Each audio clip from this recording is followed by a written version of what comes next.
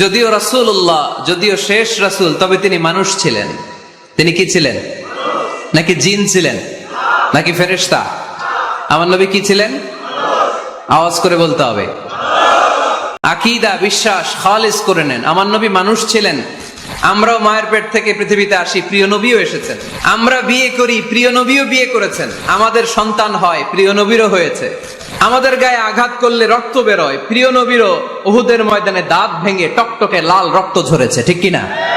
নবী রাসূল আমাদের মতো ভাই, আমাদের মতো মানুষ।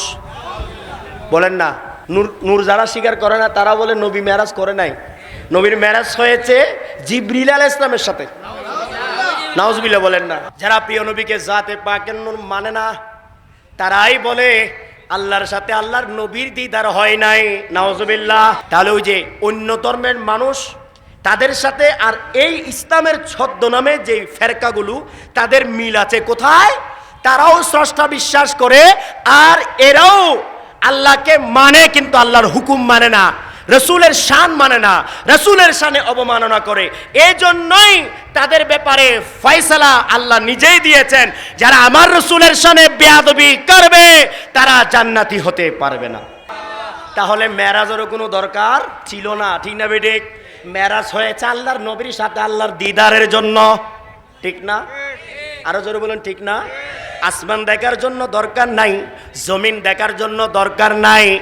আসমান, জমিন, আরশ, কুরসি, লৌহ কলম, সৃষ্টি জগতের সব কিছু আমার নবীর নূর থেকে সৃষ্টি। আল্লাহর নবী সেগুলো দেখার প্রয়োজন নাই, নবীর সামনে সেগুলো আছে। আছে কি নাই? আরো জোরে বলুন, আছে কি নাই?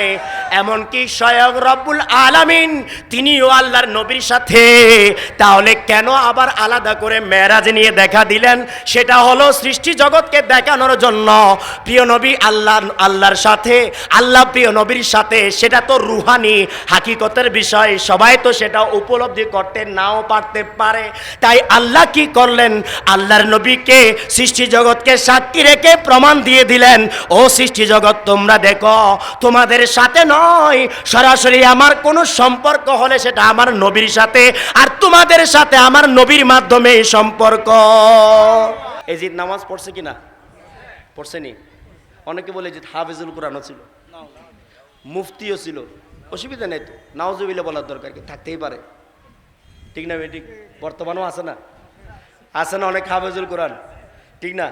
এটা পৃষ্ঠার কোরআন পড়ে লাভ কি? আসল কোরআন তো তারা পায়নি, ঠিক না বেঠিক? কাগজের কোরআন তারা পেয়েছে, পড়েছে, মুখস্থ করেছে, কিন্তু আসল কোরআন, হাকিকতের কোরআন, কোরআনের মূল তো প্রিয় নবী, ঠিক না বেঠিক? আর সে কোরআনকে পাবেন তো আহলে বাইতের কাছে, ঠিক না বেঠিক? সেখানে যদি না যায়, তার কাছে কোরআন নাই, ঠিক না বেঠিক? তার নামাজ নামাজ নয়, তার রোজা রোজা নয়, তার হজ হজ নয়, তার যাকাত যাকাত নয়। যদি সবাই ঢালাওভাবে জান্নাতি হতো, একটু আপনারা চিন্তা করেন তো, কোরআনে পাকে মুনাফিকুন সূরা কেন আসলো? ঠিক না বেঠিক? এটা কি আমাদের কোরআন না আল্লাহর কোরআন? জোরে বলেন, কথা বলবেন, কার কোরআন? সবাই যদি ঢালাওভাবে জান্নাতি হতো। অনেকে বলে এত ফেরকাবাজির দরকার কি? এত ফেরকার দরকার নাই। সবাই তো নামাজ পড়ে, সবাই তো কলমা পড়ে, তখন আল্লাহকে বলেন যে এত ফেরকাবাজির দরকার কি? মুনাফিক নামাজ সূরারও দরকার কি? এত আলাদা হওয়ার দরকার কি? তারাও তো নামাজ পড়লো, কলমা পড়লো, কেন তাদেরকে জাহান্নামী বলা হলো? কেন মুনাফিকদেরকে নিকৃষ্ট সৃষ্টির মধ্যে বলা হলো? মুনাফিকদেরকে জাহান্নামের নিম্ন স্তরে কেন নিক্ষেপ করা হবে বলে আল্লাহ ঘোষণা দিয়েছেন? এই প্রশ্ন কি আল্লাহকে করা যাবে? বলেন যাবে? তাহলে বিশ্বাস করে নিতে হবে, দাড়ি টুপি জুব্বা পাগড়িওয়ালার মধ্যে মুনাফিক আসেনি নাই? আসেনি নাই? আমাদের সমাজেও আছে, আপনাদের সমাজেও থাকতে পারে, ঠিক না বেঠিক? সেই জন্য ঢালাওভাবে সবাই হক, ঢালাওভাবে সবাই সুন্নি, ঢালাওভাবে সবাই জান্নাতি, ঢালাওভাবে সবাই মুসলমান, ঢালাওভাবে সবাই মুমিন, এটা বলার কোনো সুযোগ বলে না, বলার কোনো সুযোগ। সেজন্য প্রিয় নবী বললেন, সবাই জাহান্নামে যাবে, একটা জামাত হকের কাফেলা জান্নাতি হবে যারা আমাকে কবুল করবে, আমার মকবুল সাহাবীদের পথে থাকবে, আহলে বাইতের গোলামিয়াতের ধারায় তারা থাকবে, তারাই হলো প্রকৃত জান্নাত, ঠিক না বেঠিক? বাকি সবাই বলেন না কি? এটা কি আমরা নতুন করে ঘোষণা দিলাম না আল্লাহ দিয়েছেন? আল্লাহ দিয়েছেন, তার রসুল দিয়েছেন। আমরা কাউকে জান্নাতি বলতে পারবো না, জাহান্নামীও বলতে পারবো না। হ্যাঁ, জান্নাতি বলার সুযোগ আছে, জাহান্নামী বলার সুযোগ আছে, সেটাও কোরআন হাদিস থেকে দলিল দিয়ে বলতে হবে। ঠিক না বেঠিক? মন গড়া কাউকে মন চাইলো আপনার দাড়ি আমার থেকে কম সুন্দর, সেজন্য আপনাকে জাহান্নামী বলে দিলাম, এটা বলার কোনো সুযোগ? কি বলেন, এটা বলার সুযোগ আছে? আপনি নামাজ এক ওয়াক্ত কম পড়েন, সেজন্য আপনাকে আমি জাহান্নামী বলে দেব, এটা বলার সুযোগ আছে? তাই ব্যক্তিগতভাবে মন গড়া কেউ কাউকে জান্নাতি বা জাহান্নামী বলার কোনো সুযোগ নাই। কোরআন হাদিসে সেটার ফর্মুলা দেওয়া আছে যে কারা জান্নাতি কারা জাহান্নামী। এখন আপনারাই বলেন, যারা প্রিয় নবীকে নবী হিসেবে মানে না, আল্লাহর রসুল হিসেবে মানে না, আল্লাহর নূর হিসেবে মানে না, আল্লাহর বন্ধন হিসেবে মানে না, তারা কি জান্নাতি হতে পারবে? হতে পারবে?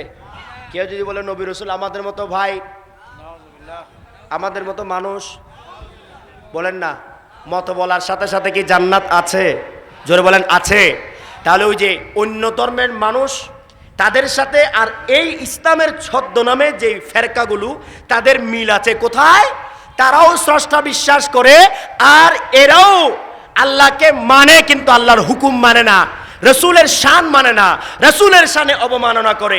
এই জন্যই তাদের ব্যাপারে ফয়সালা আল্লাহ নিজেই দিয়েছেন, যারা আমার রসুলের শানে বেয়াদবি করবে তারা জান্নাতি হতে পারবে না। ঠিক না বেঠিক? আমি এটা শুরুতে জন্য বললাম, কেউ যদি প্রিয় নবীর শানে বেয়াদবি করে, তার সাথে ইসলামের কোনো সম্পর্ক